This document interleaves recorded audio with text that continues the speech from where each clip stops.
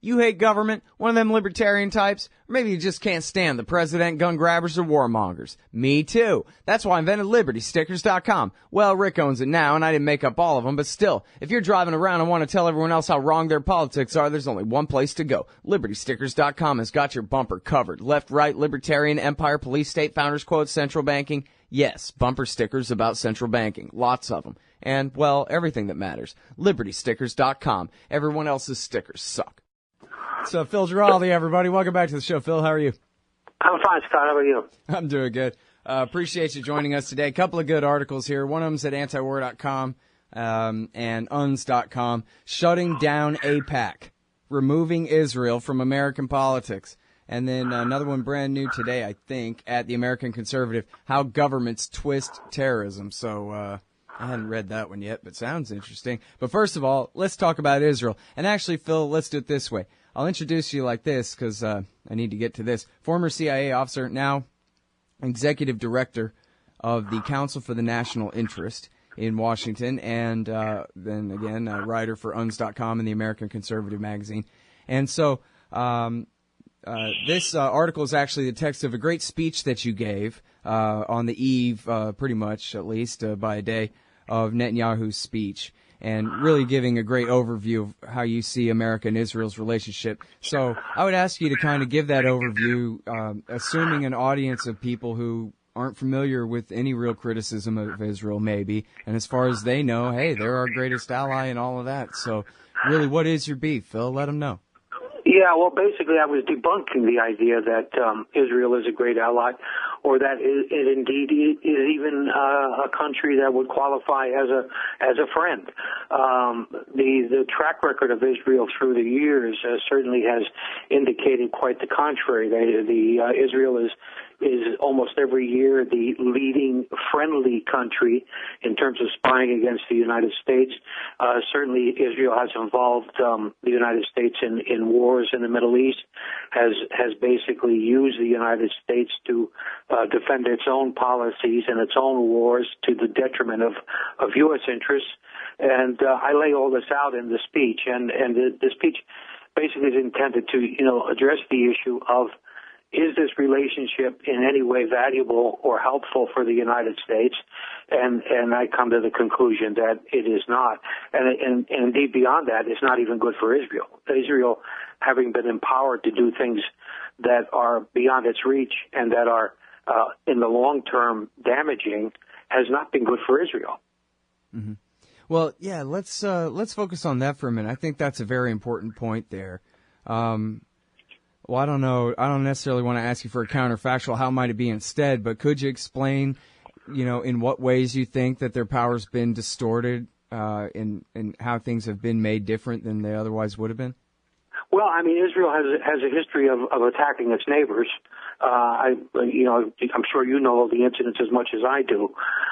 But Israel wouldn't have done a lot of these things and wouldn't have done the aggressive seizure of Arab land on the West Bank and its treatment of Gaza and its attacks on Lebanon and so on and so forth without the knowledge that the United States would protect it in the UN Security Council and that the United States would basically bail it out by providing more weapons and more money and more political support.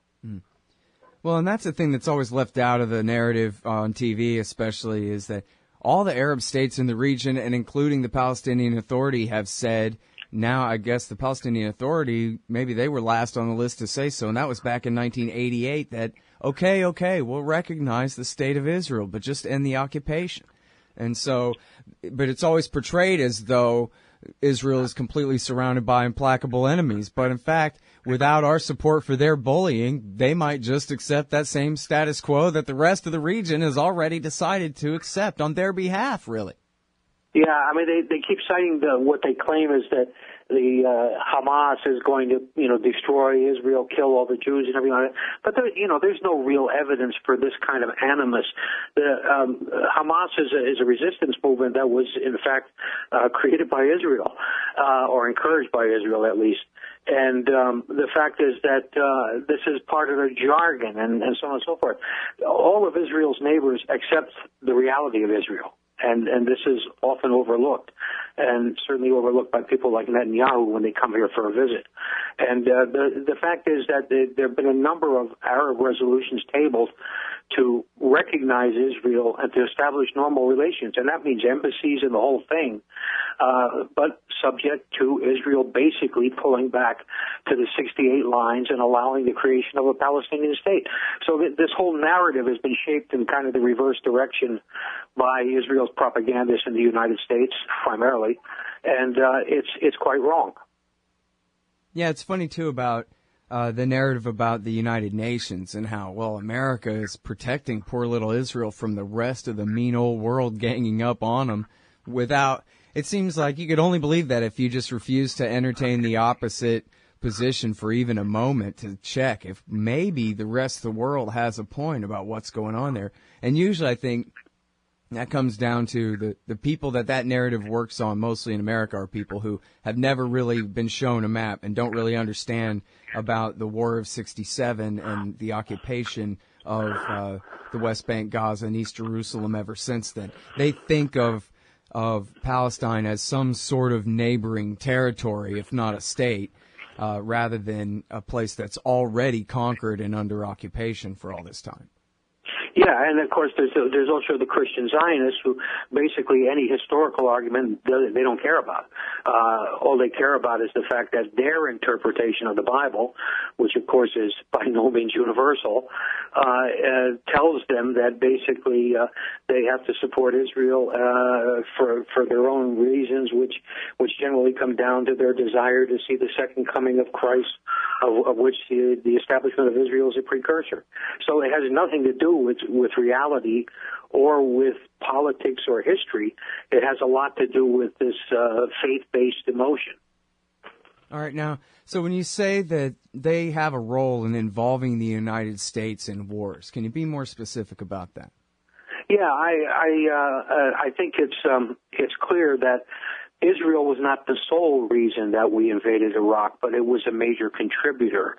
The Israeli government got on board very quickly. Initially, it was somewhat reluctant because it wanted the United States to attack Iran instead.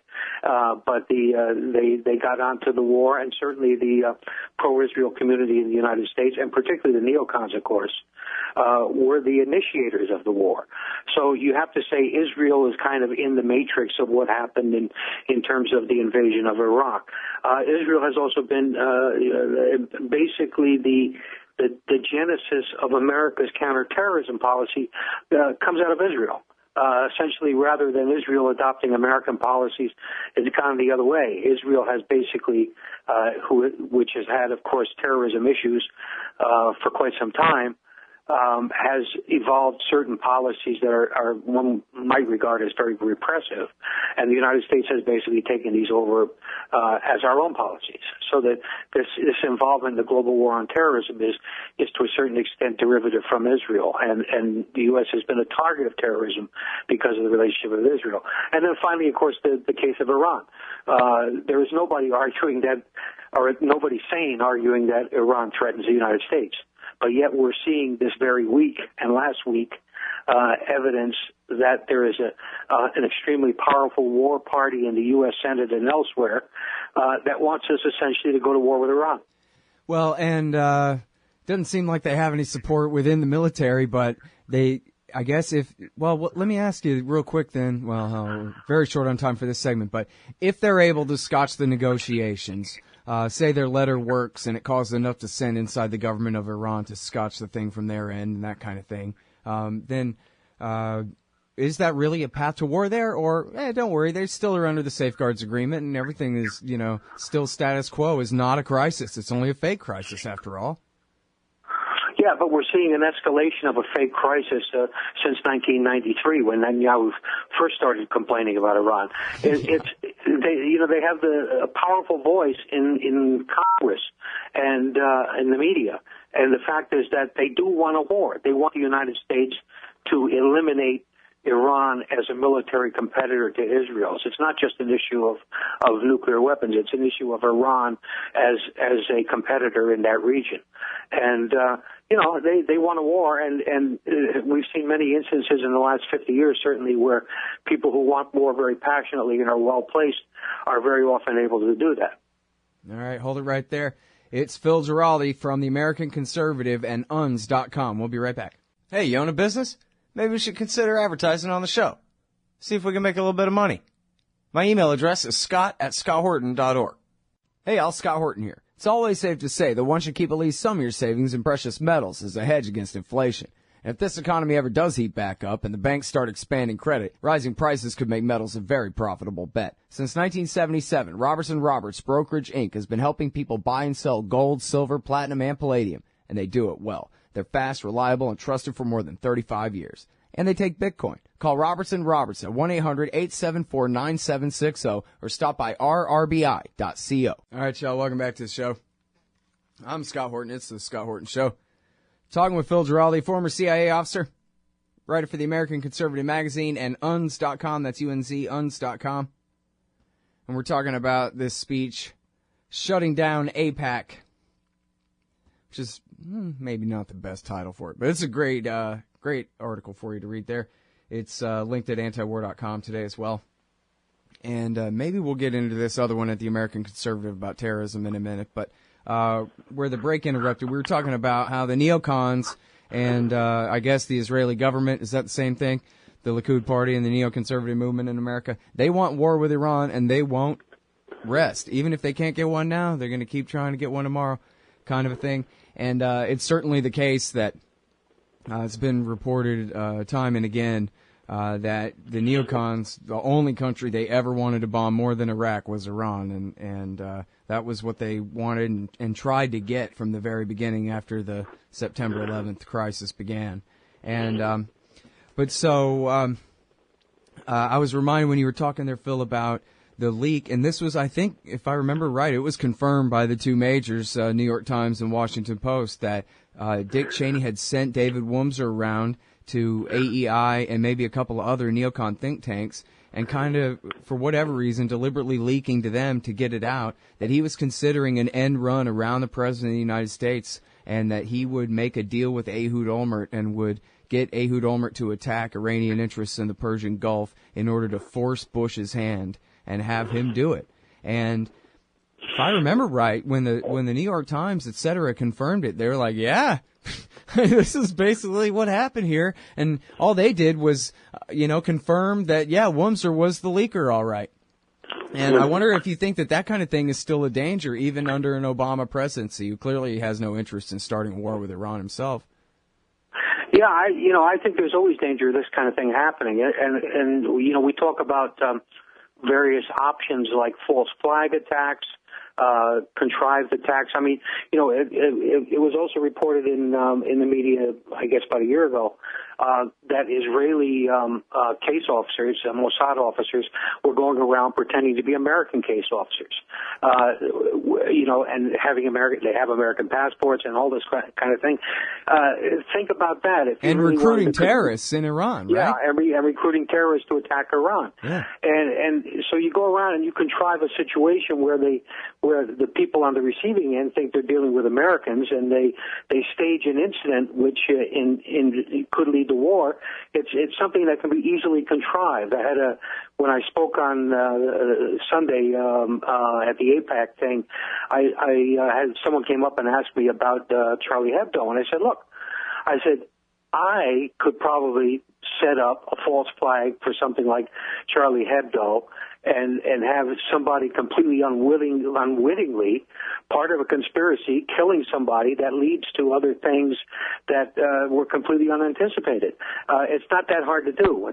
This stuff isn't that difficult to do. You get people that are passionately involved in causes, and their rationality gets suspended, and that's what you rely on in these kinds of cases. And sure, once you're completely hostile and you're face to face with a country like Iran, all it needs is a little trigger to get something going, and that's what my concern would be. Mm-hmm. Yeah, Seymour Hersh also talked about how Cheney and I guess must have been Libby and them and Wurmser floated the idea that maybe they would have well, maybe you remember it better than me, but wasn't it something like special forces would attack the American Navy in the Persian Gulf? Yeah. Not that they went through with it, but that they had at least talked about that in the vice president's office? Yeah. And recently Erdogan in Turkey, with his intelligence chief, was talking about the same thing, attacking the Turkish soldiers who were guarding the mausoleum inside Syria and making it look like it was done by the Syrian government. So, this kind of stuff, it floats to the top all the time. All right, now let's talk a little bit more about the lobby and its power inside the United States. There's this famous article in the New Yorker by Jeffrey Goldberg back from 2005 called Real Insiders.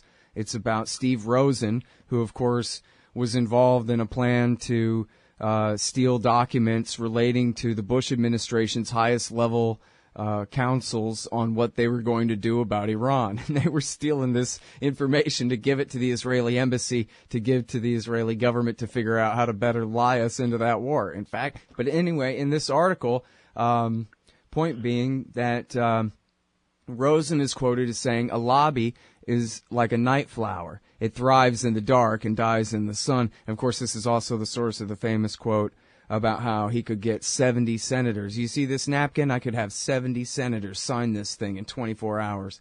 But what I want to ask you about is the night flower thing, because it seems to me like they've had some pretty high-profile engagements, in public view in the past couple of years, including the war against Chuck Hagel, the attempted war against Syria in 2013, and a couple of major public fights with Obama about sanctions in Iran. Now you have Netanyahu coming to town, and the whole public partisan this and that kind of politics surrounding that. And then now you have this letter from the Republican senators, which seems to have really made people angry. And The Hill has a story today that this letter has just completely backfired and made the Republicans look like such idiots. And I wonder whether you think the tide is turning at all, if the sun is shining now on this night flower, and that everybody, hey, look at Israel's role in American politics. Yeah, I think that certainly the last 2 weeks have been a public relations disaster, both for Netanyahu and for the lobby. No question about it.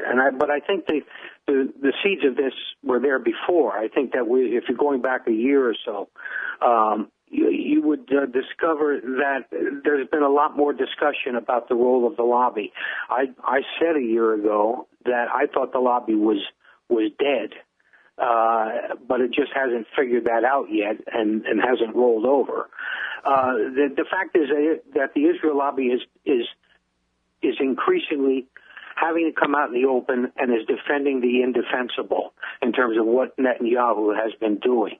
The attack on Gaza last summer and everything like that, in which so many civilians died, I think it opened a lot of eyes to the fact that this is just not defensive stuff. This is not a country, acting defensively to protect its interests and stuff like that. This goes way beyond that. So I think the lobby is basically losing the information war, losing the perspective war in terms of what's going on in the Middle East, and eventually it's going to lose. But, it could take 20 years to die. Mm-hmm. Well, I think, as you were saying before, you have the hardcore force Jesus to come back, small minority even of evangelical Christians. But then I think most other people who are just sort of, basically biased toward Israel, mostly just have never even heard the other side of the story at all. And that's really what they're victims of. That when there's cracks in the narrative whatsoever, and they really start to understand the abuse of human rights at the hands of the Israelis on a daily basis, things become much clearer. And I think that's really what's happening here. So. Yeah, some people certainly believe that the fault is not so much in terms of our political class, but it's in the media, because the media does not tell the story the way it is, or the way it would for any other country. But more and more, the American Conservative and UNS.com are getting around that, and that's what's really making the difference. Thanks, Phil. Appreciate it. Okay, Scott. Take care. That's Phil Giraldi, UNS.com and the AmericanConservative.com. Hey, Scott Horton here to tell you about this great new book by Michael Swanson, The War State. In The War State, Swanson examines how Presidents Truman, Eisenhower, and Kennedy both expanded and fought to limit the rise of the new national security state after World War II. If this nation is ever to live up to its creed of liberty and prosperity for everyone, we are going to have to abolish the empire. Know your enemy. Get The War State by Michael Swanson. It's available at your local bookstore or at Amazon.com in Kindle or in paperback. Just click the book in the right margin at scotthorton.org or thewarstate.com. Hey, Scott here. If you're like me, you need coffee. Lots of it. And you probably prefer it tastes good, too. Well, let me tell you about Darren's Coffee Company at darrenscoffee.com. Darren Marion is a natural entrepreneur who decided to leave his corporate job and strike out on his own, making great coffee. And Darren's Coffee is now delivering right to your door. Darren gets his beans direct from farmers around the world. All specialty, premium grade with no filler. Hey, the man just wants everyone to have a chance to taste this great coffee. darrenscoffee.com. Use promo code Scott and you get free shipping. darrenscoffee.com. Hey, y'all, run out and get a copy of Embedded Alive, First-Person Journalism in the United States of America, 2013 through 14 by Chris Braswell. The book takes a gonzo look at daily life in America, columns, informational letters, and other marketplace vigilance, a look at drug abuse culture and its marketing, and a series of contemplative and metaphysical essays. Get Embedded Alive, First-Person Journalism in the United States of America, 2013 through 14, in paperback, hardcover, and digital formats at fusepowder.com.